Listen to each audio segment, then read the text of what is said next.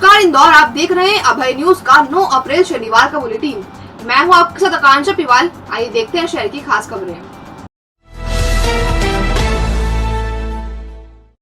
पहले प्यार फिर एफआईआर।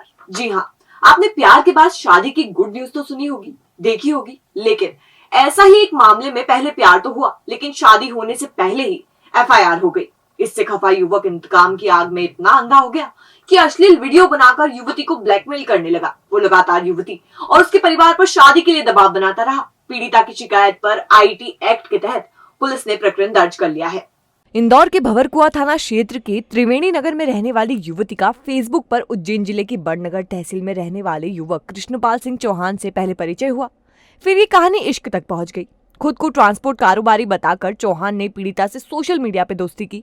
भविष्य के सुनहरे सपने देख रही युवती ने अपने अफेयर की बात घर वालों को बताई और उसके बाद माता पिता लड़के के यहाँ रिश्ता लेकर पहुंचे। लेकिन यहाँ सच्चाई जानकर उनके होश उड़ गए। चौहान का घर टूटा हुआ था और वो ट्रांसपोर्ट के बजाय ड्राइवरी करता था। ये बात उन्होंने लौटकर जब बेटी को बताई तो उसके सुनहरे सपने चंद पलों में चकनाचूर हो गए। अपने साथ हुए धोखे को भूलने के लिए युवती ने कृष्णपाल से बात बंद कर दी। बस इसके बाद चौहान ने मानसिक प्रताड़ना का दौर शुरू कर दिया। उसने फेसबुक पर दोनों की फोटो पोस्ट कर दी और ब्लैकमेल करने लगा।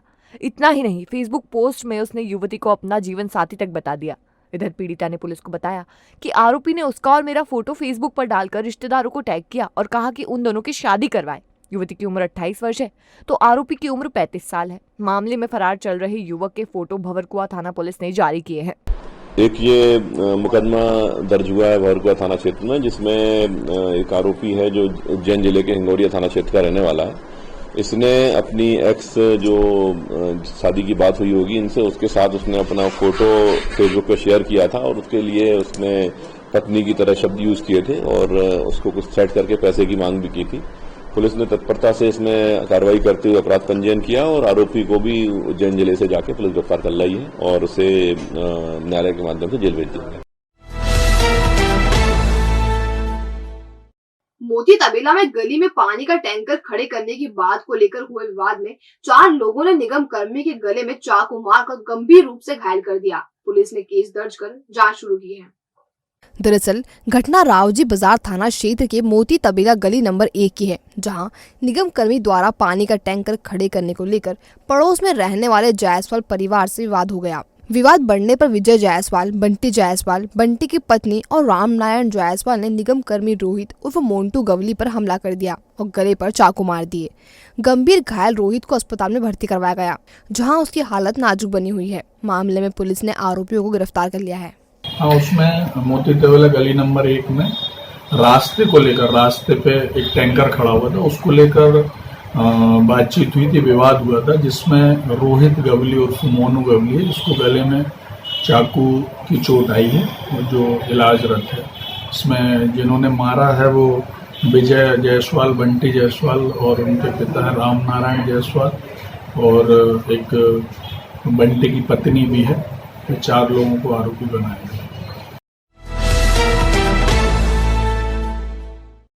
पत्नी पर चरित्र शंका के चलते शराब के नशे में धुत एक सरकारी कर्मचारी ने पत्नी की पिटाई कर दी। बीच बचाव करने पहुंचे भाई और 7 साल की पुत्री पर भी उसने धारदार हथियार से हमला कर दिया। घायल बेटी और भाई को उपचार के लिए निजी अस्पताल में भर्ती कराया गया। पुलिस ने मामले में आरोपी पति को गिरफ्तार कर लिया है। दरअसल मामला सदर बाजार थाना क्षेत्र के बख्शी बाजार का है। यहाँ रहने वाले नितिन वाल्मीकि ने शराब के नशे में धुत होकर पत्नी के साथ चरित्र शंका को लेकर मारपीट की। बीच बचाव करने आए भाई राहुल और 7 साल की बेटी पर भी उसने चाकू से हमला कर दिया। गंभीर रूप से घायल बेटी को अस्पताल में भर्ती कराया गया है। पुलिस ने नितिन को गिरफ्तार कर लिया है। वह सरकारी कर्मचारी है। बेटी की हालत नाजुक बनी हुई है। दरअसल यह मामला कल रात्रि लगभग 10 बजे के आसपास का है, जिसमें कि बख्शी बाग में रहने वाले नितिन वाल्मीकि नामक व्यक्ति के द्वारा अपनी पत्नी पर चरित्र शंका को लेकर यह घटना की गई है। बड़ा ही आपने जैसा बताया दुर्भाग्यपूर्ण घटनाक्रम है। आरोपी के द्वारा अपने छोटी 7 वर्षीय बालिका पर भी धारदार हथियार से प्रहार किया गया, जिससे कि उसे गंभीर चोटें सिर और अन्य बॉडी में अन्य जगह आई हैं। पीड़ित बालिका अभी इलाजरत है, लेकिन जिस तरह की घटना आरोपी द्वारा की गई है, इसकी गंभीरता को लेते हुए हमने 307 और अन्य धाराओं में प्रकरण पंजीबद्ध किया है और आरोपी को गिरफ्तार कर लिया गया है। सर्वानंद नगर स्थित अवैध होटल 25 आवर्स पर दूसरे दिन भी नगर निगम ने अतिक्रमण हटाने की कार्रवाई शुरू की। पहले दिन 40% हिस्सा तोड़ने के बाद शनिवार को पूरी तरह इमारत को बड़ी पोकलेन मशीन की मदद से जमींदोज कर दिया गया। बिना नक्शा पास कराया और बिना अनुमति के बनाया गया होटल 25 आवर्स पर निगम का बुलडोजर दूसरे दिन भी चला। होटल ढहाने की कार्रवाई रोकने के लिए संचालक कोर्ट गए थे, उन्हें कोर्ट से स्टे नहीं मिला। मौके पर नगर निगम उपायुक्त लता अग्रवाल और भंवरकुआ थाना पुलिस का अमला मौजूद रहा।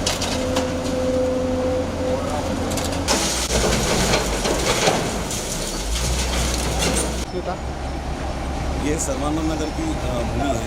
यहाँ जिसने ये होटल बनाया है, होटल 25 मनजीत सिंह और लवकी सिंह भाटिया द्वारा, उनके द्वारा नगर निगम से कोई नक्शा पास नहीं कराया गया। तो ऐसी स्थिति में लगातार इनको नगर निगम के द्वारा नोटिस दिए जा रहे थे कि ये काम हो रहा है, जो भी कार्य किया गया उसे इनके द्वारा ऐसी कोई कार्रवाई नहीं करने से नगर निगम के द्वारा इस इलीगल निर्माण को हटाने की कार्रवाई की जा रही है। रेलवे ने सरकारी जमीन को मुक्त कराने के लिए शनिवार को मुहिम शुरू की थी। इसे लोगों के विरोध के चलते रोकना पड़ा। रहवासियों का कहना है कि वे आजादी के पहले से यहाँ रह रहे हैं। उन्होंने बगैर वैकल्पिक व्यवस्था के हटाने का विरोध किया है। जूनी इंदौर स्थित हरिजन कॉलोनी में उस वक्त हंगामे की स्थिति बन गई जब रेलवे पटरी के पास मौजूद घरों को हटाने के लिए रेलवे का अमला पहुंचा। जब अमले ने अपनी कार्रवाई शुरू की तो रहवासियों ने विरोध शुरू कर दिया और विभाग को कार्रवाई रोकनी पड़ी। हरिजन कॉलोनी में लगभग 178 मकानों को पटरी से हटाया जा रहा है। रेलवे अपनी पटरियों के विस्तार की योजना बना रहा है और उसके लिए इन घरों को हटाया जाना है। इस दौरान वाल्मीकि समाज के नेता भी वहां पर एकत्रित हो गए। उनका कहना है कि जब तक इन परिवारों को दूसरी जगह विस्थापित नहीं किया जाता तब तक कार्रवाई नहीं करने दी जाएगी। हमारा ये कहना है कि यदि रेलवे की भूमि है, रेलवे की गाइडलाइन में आ रही है, सरकारी कोई योजना में है, तो ये 178 जो परिवार हैं जो आज़ादी के समय से यहाँ निवासरत हैं, इनकी वैकल्पिक व्यवस्था की जाए, इन्हें दूसरे मकानों में शिफ्ट किया जाए, फिर कोई योजना इसमें लागू की जाए। अगर बलपूर्वक दलित समाज के ऊपर, वाल्मीकि समाज के ऊपर रेलवे ने अगर आक्रमण करा तो पूरा इंदौर शहर उसका डट के मुकाबला करेगा। इंडेक्स कॉलेज में चेतन पाटीदार आत्महत्या का मामला तूल पकड़ता जा रहा है। अब इस मामले को लेकर विधायक कविता पाटीदार ने मुख्यमंत्री शिवराज सिंह चौहान से मुलाकात की और पूरे मामले की न्यायिक जांच की मांग की ताकि चेतन के परिजनों को न्याय मिल सके। दरअसल इंदौर के रविंद्र नाट्य गृह में निजी कार्यक्रम में शामिल होने आई भाजपा प्रदेश महामंत्री और विधायक कविता पाटीदार ने इंडेक्स कॉलेज छात्र सुसाइड मामले में मीडिया से चर्चा की। इन्होंने बताया कि समाज के लोगों के साथ वे सीएम शिवराज सिंह से मिलने गई थी। समाज के लोगों ने सीएम से मामले में न्यायिक जांच कराने की मांग करते हुए कहा कि जिन बिंदुओं पर परिजनों को शक है उनकी सच्चाई सामने आना चाहिए ताकि पीड़ित के परिजनों को न्याय मिल सके। पाटीदार ने कहा कि समाज चाहता है कि अब रैगिंग जैसे कलंक से किसी भी छात्र की मौत नहीं होनी चाहिए। चेतन पाटीदार आत्महत्या में 2 छात्रों को आरोपी बनाया जा चुका है। डीन के खिलाफ केस दर्ज है। हमने माननीय मुख्यमंत्री जी को घटना से अवगत करवाई है क्योंकि रैगिंग जैसी ये कलंक है एक हमारे पीढ़ी पर और हमारे समाज के ऊपर, जिसे खत्म करना अनिवार्य है। और ऐसे में अगर हमारे बच्चे अगर ऐसा कदम उठा लेते हैं तो आगे कोई चेतन पाटीदार जैसी घटना न हो और चेतन पाटीदार को न्याय मिले, क्योंकि इस बुरे वक्त में पूरे परिवार के साथ हम खड़े हैं और हमारे समाज के बच्चों को न्याय मिले, इसलिए हम माननीय मुख्यमंत्री जी के पास गए थे। माननीय मुख्यमंत्री जी ने विश्वास जताया है कि दोषियों पे कड़ी से कड़ी कार्रवाई की जाएगी और चेतन को जरूर न्याय मिलेगा और माननीय मुख्यमंत्री जी ने कड़ी से कड़ी कार्रवाई का हम लोग को वादा भी किया है। बिजली बिलों को माफ करने का वादा करके सरकार बनने के बाद कमलनाथ ने किंतु परंतु लगा दिया था, इसलिए सरकार चली गई। यह बात मीडिया से चर्चा करते हुए प्रदेश के जल संसाधन मंत्री तुलसी सिलावट ने कही। उन्होंने कहा, किसानों के साथ कांग्रेस सरकार ने धोखा किया। कांग्रेस का वचन पत्र बना था, इसमें ज्योतिरादित्य सिंधिया भी शामिल थे। मंत्री सिलावट ने कहा, बाबा डॉक्टर भीमराव अंबेडकर की जन्मस्थली पर पूरी भाजपा मौजूद रहेगी। यहाँ बड़ा आयोजन होगा। मुख्यमंत्री राहत बिजली योजना प्रदेश में शुरू की गई है। इससे 6 करोड़ से ज्यादा के बिल माफ होंगे। 125 करोड़ रुपए किसानों के खाते में प्रधानमंत्री फसल योजना के तहत डाले गए हैं। एक एक किसान को 5 से 7 लाख रुपए का भुगतान किया जाएगा। भारतीय जनता पार्टी जो बोलती करती है, डॉक्टर भीमराव अंबेडकर हमारे राष्ट्र का गौरव है, हमारा सम्मान है। देश के प्रधानमंत्री का भी संकल्प है, मुख्यमंत्री का भी संकल्प है।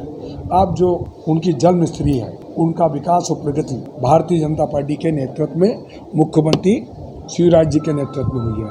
और वो आए, उनका हम तो हमारे मुख्यमंत्री भारतीय जनता पार्टी के शिवराज जी भी आएंगे, सारे लोग जाएंगे। ये एक आस्था का भीमराव अंबेडकर की जन्मस्थली पर पूरी भारतीय जनता पार्टी उपस्थित रहेगी। एक बड़ा आयोजन भी यहाँ भी हो रहा है, भोपाल में भी। कोरोना में जान गंवाने वालों की कानूनी और अन्य मदद करने के लिए इंदौर विधानसभा के विधायक संजय शुक्ला ने रामनवमी से अभियान चलाने का फैसला किया है। इसके तहत हेल्प डेस्क भी शुरू की जाएगी। विधायक संजय शुक्ला ने कहा, कोरोना महामारी के दौरान अनेक परिवारों ने अपनों को खोया है। अब उनके सामने नगर निगम संपत्ति और अन्य कानूनी मसलों की अड़चनें आ रही हैं। इसके लिए हेल्पलाइन के माध्यम से मदद की जा रही है। प्रमोद द्विवेदी के संयोजन में कमेटी भी बनाई जा रही है जो लोगों की मदद करेगी। प्रदेश सरकार ने झूठे वादे किए। जिन लोगों ने बिजली के बिल भर दिए उनके बिल माफ नहीं किए जा रहे हैं। जिन्होंने बिल भर दिए हैं उनके बिल माफ कर दिए हैं। तो इसके लिए हमने एक कमेटी बनाई है। उसके इंचार्ज हमारे वकील, हमारे प्रवक्ता आदरणीय प्रमोद द्विवेदी जी, उनको हमने इंचार्ज बनाया, जिससे विधानसभा एक के अंदर जो भी परिवार है जिसको लीगल दिक्कत आ रही है, कोई भी दिक्कत आ रही है लीगल के अंदर या कोई भी दिक्कत आ रही है, तो हम पूरा करने को तैयार है। भले वो लीगल प्रॉपर्टी की बात हो या नगर निगम की बात हो या एमपीवी की बात हो, हर चीज़ में करने को तैयार है। कि जिन लोगों ने पहले बिजली के बिल भर दिए उनके माफ़ नहीं होंगे और जिन लोगों ने नहीं भरे उनके माफ किए। तो ये दोहरी नीति करिए, गलत करिए सरकार, तो उसके लिए भी हम आंदोलन करेंगे। और अब खबरें दे दनादन। इवेंट मैनेजर सूर्य खत्री की घर में संदिग्ध मौत हो गई। पुलिस के मुताबिक महालक्ष्मी नगर में रहने वाले सूर्य की लाश शुक्रवार रात घर में मिली। रात में ही उसने घर में फांसी लगाई। रात 12:30 बजे परिजनों ने पुलिस को सूचना दी थी। लसूड़ा थाना पुलिस मामले की जाँच कर रही है। ये फांसी की सूचना थी, रात में मर्ग कायम हुआ है 8/4/2022 के 11:30 बजे के 23 बजे के मध्य। तो सूचना प्राप्त हुई है 12:30 बजे करीब। मृतक का नाम सूर्य बहादुर, ये इवेंट मैनेजर का काम करते हैं। ये नंदा नगर और अभी हाल महालक्ष्मी नगर में रह रहे थे। हीरानगर थाना क्षेत्र के गोरी नगर में रहने वाले नीलेश मेहरा ने टॉयलेट में इस्तेमाल होने वाला एसिड पी लिया। हालत बिगड़ने पर परिजन उसे अस्पताल ले गए, जहां उपचार के दौरान उसकी मौत हो गई। नीलेश के परिजनों का कहना है कि वह शराब पीने का आदी था। उसने एसिड क्यों पिया, इसकी वजह पता नहीं चली है। मृतक का नाम है नीलेश, पिता गोरेलाल उर्फ मोहरे, उम्र 30 साल, निवासी 1230 न्यू गोरी नगर इंदौर का।